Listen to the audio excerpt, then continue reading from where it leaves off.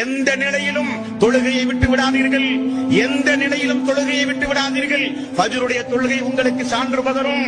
அஸருடைய தொழுகை எவன் தவற விட்டு விட்டானோ அவன் உலகத்தில் இருக்கிற அனைத்தையும் இழந்தவனை போல் ஆவான் என்று ரசூலுல்லாஹி ஸல்லல்லாஹு அலைஹி வஸல்லம் அவர்கள் சொன்னார்களே.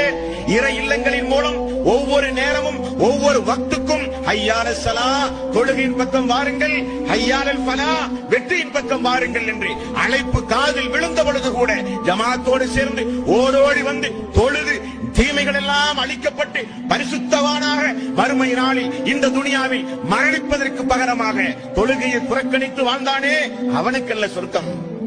ஓடோடி வந்து முதல் சஃபில் இமாமுடைய வலது பக்கத்தில் இருக்கிற மக்களுக்கு வானவர்களுடைய பிரார்த்தனை என்று ரசூலுல்லாஹி ஸல்லல்லாஹு அலைஹி வஸல்லம் அவர்கள் சொன்னார்களே, அந்த ஜமாத்தை பின்பற்றி தன்னுடைய வறுமை காலத்திலும் செல்வமான நிலையிலும் சோதனையான கட்டத்திலும் எவ்வளவு பெரிய மன உளைச்சலுக்கு ஆனாலும் ஓடி வந்து சுஜூதில் கிடந்து தன்னுடைய மனக்குமரலை அல்லாஹ்விடத்திலே ஒப்படைத்து அழுது தொழுது சுஜூதோடு தொடர்பு வைத்தானே அவனுக்குரியது அந்த சொர்க்கம்.